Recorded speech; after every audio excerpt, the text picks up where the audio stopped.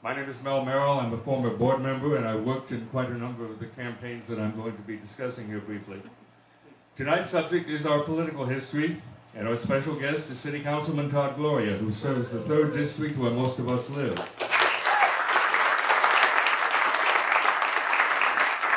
He is, in fact, the 3rd member of our community to hold this office, but before I introduce him, I want to give you a brief summary of the history that has led to this point.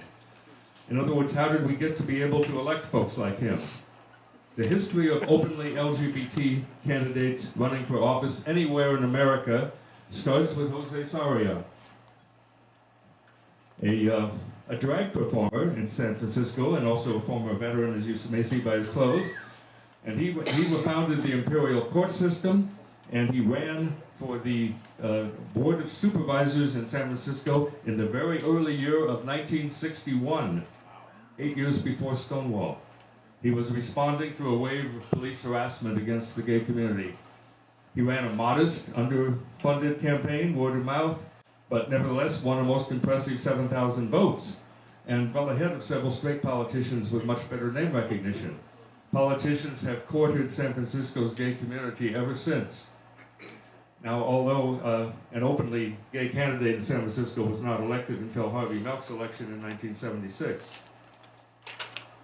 Jose Sarria passed away on August of 2013 and received an extravagant funeral in Grace Cathedral.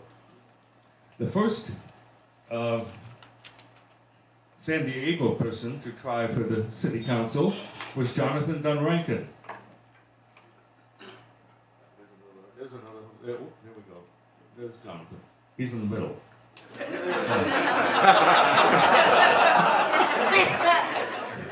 Jonathan was a former TV news anchor at Channel 8, and he sought an appointment to the election rather than, this was not a city election, there was a council vacancy and the council was going to appoint somebody.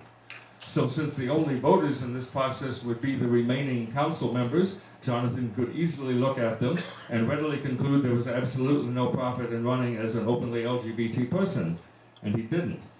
The ultimate appointee was Lucy Calais, who later moved on to the state legislature and was always a good friend of our community. Jonathan, who became a leader in many of our organizations and a longtime supporter of Diversionary and of the archives, passed away last year. He is the subject of an exhibit downstairs in the archives, which you can visit during the reception. Incidentally, the year 1978 was also the year our special guest Todd Gloria was born. The first open LGBT person to run in a regular San Diego election was Al Best, who ran for an open council seat in 1979, just months after the assassination of Harvey Milk. Like Jose Sarria, Al was motivated by police harassment of gay bars and bathhouses. Although his campaign volunteers had little experience, the campaign raised close to $20,000, and Al came in 5th in a field of 11, surpassing candidates who spent quite a bit more. He also lost his job and received death threats. He still lives, and on the positive side, he was treated as a credible candidate by the media, and he still lives here in San Diego with his partner Eduardo, and has served as a city commissioner and on many other gay organizations. Neil Good was the second open LGBT candidate to run for council in 1987, 8 years later. He had been a journalist and political activist since the early 70s, working on the staffs of other elected officials and chairing the County Democratic Party for 2 terms. The 87 election was also for an open seat. Neil's principal opponents were Bob Filner, the ultimate winner, who went on to serve as a congressman and mayor, and Michael Aguirre, who later became city attorney. In this second attempt at a council seat, we were much better organized, and Chris Kehoe was the campaign coordinator. Neil distinguished himself in a series of debates. He finished a very close 3rd in the primary, missing the runoff by only about 383 votes. Bob Filner gay-baited Neil in the campaign, but did the decent thing afterwards and appointed Neil to the Housing Commission, which is how the Neil Good Day Center for the Homeless downtown came to have his name. Neil passed away in 1989. Now, even if Al Best or Neil Good could have won the primary in their district, They would then, under the current rules, still have had to run citywide in the general election, a very substantial barrier for any minority candidate. San Diego's activists tried 3 times with initiative petitions to change the electoral rules to provide that both primary and general elections would be by district only. The third such campaign finally succeeded in 1988, and the first council elections by district took place in 1989. The contest in the 3rd district was won by John Hartley, a neighborhood activist who had worked hard for district elections and was a strong ally of the LGBT community. John promised us to appoint an LGBT person to his staff, and when he won, he appointed Chris Kehoe. When he unexpectedly decided not to run for re-election in 1993, Chris was very well positioned to be a strong candidate. The other vital change in this period was the redrawing of the district boundaries mandated by the 1990 U.S. Census. The LGBT community, led by attorney Charles McCain from the San Diego Democratic Club, produced a map of the 3rd district in which a qualified LGBT candidate who had a significant footprint in the straight community had an excellent chance of winning. After a bruising political battle, a map was agreed upon that incorporated almost all of McCain's boundaries. Our community has continued to actively watch over those district boundaries in the census years of 2000 and 2010. Chris Kehoe came to her first election with a broad resume, including editorship of community newspapers, executive directorship of the Hillcrest Business Association, and 4 years on city government staff. That's her first campaign brochure. We all had to learn then, we'd all been calling her Chris for years, we had to learn her new drag name of Christine. There was no incumbent in this race, and so many candidates filed. The leading opponent against Chris was Yvonne Schultz, a longtime ally of the LGBT community who had run several previous unsuccessful council races in other districts. Chris led the primary vote with 28% and defeated Yvonne in the runoff by 55 to 44. Chris was re-elected in 1996, subsequently became San Diego's first LGBT member of the State Assembly, and then moved on to the State Senate in 2004. In the Assembly, she was elected Speaker pro tem by her colleagues and in her 2nd term.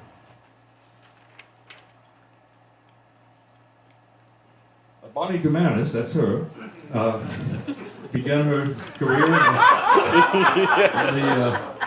in the county district attorney's office as a junior clerk typist, studying law at night and receiving her degree in 1976.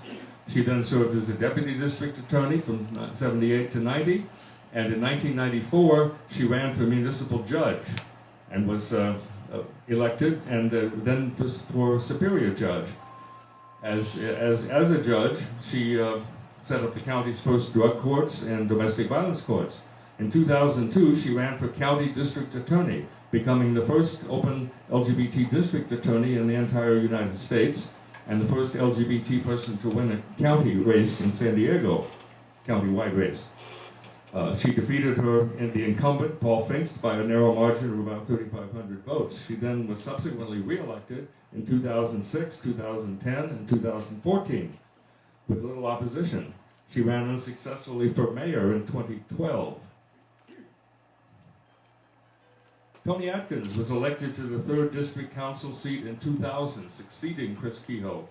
Prior to running for office, she had worked at Women Care Health Center as Director of Clinic Services and also on Chris Kehoe's staff.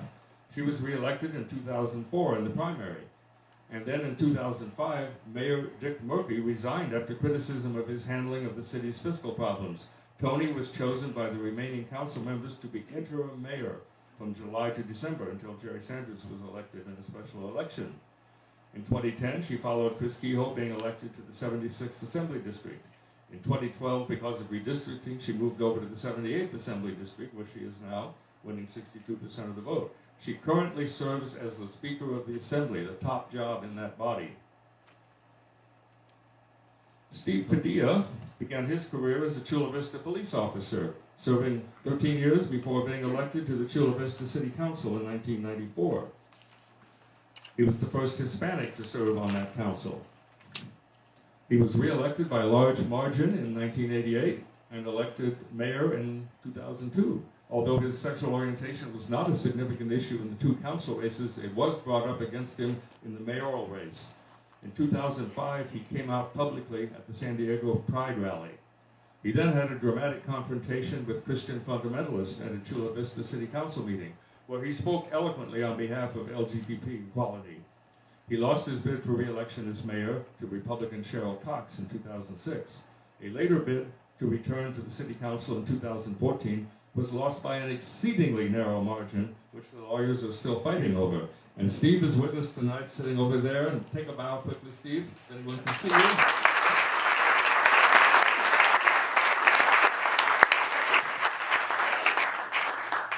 There's a picture of him with his daughter. And then retired overseas contract manager, Vietnam veteran, and Republican, Frank Tierney was the first open LGBT candidate elected to the Coronado City Council in 2002 on his second attempt. This also made him the first open LGBT man elected in the county. While still in his council term, he ran unsuccessfully for mayor in 2004. In 2006, he was a founding co-chair with Jeffrey Prang of West Hollywood of an LGBT caucus in the League of California Cities to promote diversity and to do advocacy in the league and in the legislature. He ran unsuccessfully a second time for Coronado mayor in 2008. He passed away in late 2014. Dave Roberts survived a severe beating for being gay from another cadet at the Citadel. He finished his education elsewhere and went on to become a healthcare executive in both government agencies and the private sector. He was first elected to the Solana Beach City Council in 2004. Because no opponents chose to run, he was appointed to a second term in 2008, during which he also served as deputy mayor and mayor. In 2012, he was elected to the San Diego County Board of Supervisors for the 3rd District, becoming the first LGBT member of that board and the first Democrat in over 20 years. A married gay man, he and his husband, Wally Oliver, are raising 5 adopted children. In 2008, Todd Gloria, a longtime staff member for Democratic Congresswoman Susan Davis, became the 3rd consecutive LGBT council member to be elected in San Diego's apparently charmed 3rd District.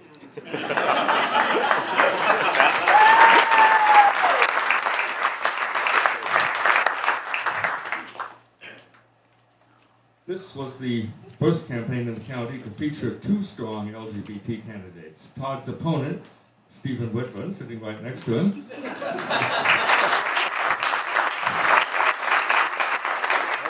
also drew strong financial and volunteer support from the community. The District 3 was then substantially redrawn following the 2010 census. It proved to still be an LGBT-friendly district when Todd was re-elected without opposition in 2012. He was then chosen council president by the other members. And when Mayor Bob Filner was forced to resign in August of 2013, Todd became interim mayor automatically, serving until March of 2014 when Kevin Faulkner was chosen in a special election. And there's the 2 of them cleaning up Hillcrest.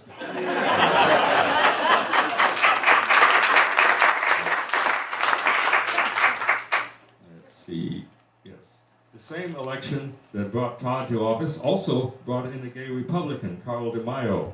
Rising from a childhood of adversity, Carl finished his education and started his first company, a kind of think tank, at the age of 23. Carl moved to San Diego in 2002 and became heavily involved in San Diego's fiscal debates. In 2008, he ran for the council from the conservative 5th District. Because he won his race in the primary, he became the first open LGBT man on the San Diego Council. In 2012, he ran for mayor in a large field, defeating several fellow Republicans, including Bonnie Dumanis. He took first place in the primary, but lost the runoff to former Democratic Congressman Bob Filner.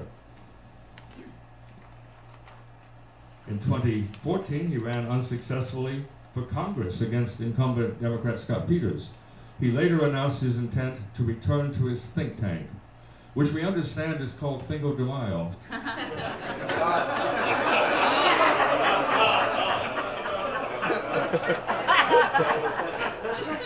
Last but not least, Kevin Beiser overcame a childhood in poverty to become an award-winning math teacher at Granger Junior High School. He ran for a seat on the San Diego Unified School Board for District 8 in 2010, defeated the incumbent Catherine Nakamura in the primary, and went on to win over businessman Stephen Rosen in the runoff. Kevin is the first open LGBT member of the school board, and the first teacher on the board in 40 years. He has served as board president, was re-elected in 2014. Finally, we have summarized the history of our candidates in 2 slides here, by name and by all of the elections. You can see that they all ran multiple campaigns. If we rearrange this chart to show the elections, to go by election date, you would see that in every single election since 1993, when Chris won, one or more of our 9 candidates has been winning in some office, either the first election, a re-election, or election to a higher office. I think this is mainly the result of the electoral forms of district elections and the high quality of the candidates we put forward, which have succeeded in destroying a lot of ignorant stereotypes. Now, turning now to our special guest of the evening, and I'm going to be running in background a bunch of his family pictures, which he has provided for us, because he got started doing things at a very early age. He has a very diverse background. His 4 grandparents came here from many places, generally in connection with military service. His great-grandfather joined the Navy and migrated from the Philippines to Alaska, where he married a woman of the Tlingit Haida tribe with some Dutch background as well. Their son, his grandfather, then also joined the Navy and migrated to San Diego, where he married a Puerto Rican wife who he met at a USO facility in the 40s. Todd's maternal grandmother came to San Diego from Oklahoma to work in the wartime defense industries. His parents only finished high school and were working initially as a hotel maid and gardener at the time Todd was born. They moved up to better jobs later in the defense industries and were able to put Todd and his brother through college, the first members of their family to achieve that. Now, going back to Alaska, I must note that the Tlingit Haida tribes were known for their giant totem poles. And since we have 9 openly LGBT politicians elected since '93, plus the 2 pioneers, Al Best and Neil Good, we have enough faces to make a very good totem pole, which we could place in the entryway to publicize our history. There is only the small problem of who should be on top.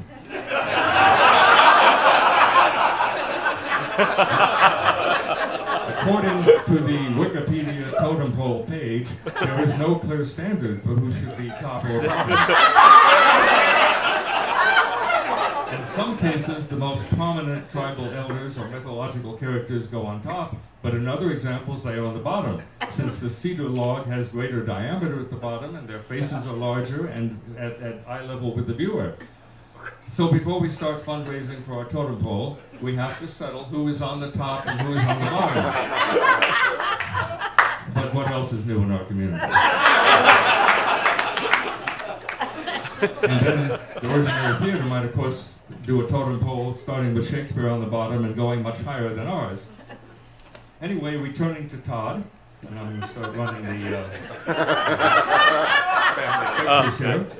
He is one of those fortunate individuals who figured out early what he wanted to do in his life. When his 3rd grade teacher struggled to explain the branches of government to the class, Todd grasped the concept quickly and was actually allowed to depart early. On the way home, he decided he conceived of public service as a calling. At the age of 10, he was a runner-up in a Mayor for a Day contest in school. We can only wonder what the actual winner achieved in the meantime. In 1992, at the tender age of 14, not quite there yet, he piled into the Democratic political campaign of Bill Clinton and other Democrats, and ended up running a voter registration drive 5 years before he was old enough to vote. In 1993, as a high school freshman, he obtained an Aaron Price Fellowship, which is a program for high school kids, and a promise, and he met Susan Davis, who became an important mentor in his career. I think she was on the school board in those days and later went to Congress. In 2002, he became her district director, a job he held until his own election to the city council in 2008. I have mentioned his electoral career earlier. He's in his second term as a council member, and I have a new factoid to add. On April 7, he declared his candidacy for state assembly seat now held by Speaker Atkins, who was turned out in 2016. So we may well continue our saga of sending our LGBT council members to leadership positions in the legislature. To interview Todd, before we turn him over to the tender mercies of the audience, I would now like to introduce Stephen Whitburn, who ran against Todd in his first council race. Stephen was a radio journalist back east before he came to San Diego. And he worked here for the Red Cross. He ran against Todd. He ran against Von Roberts for supervisor. And finally got an honest day job as executive director at San Diego Pride. If he gets excited, his mellifluous broadcast baritone may come out, but we hope he will keep it in a modest range. I give you Todd and Stephen.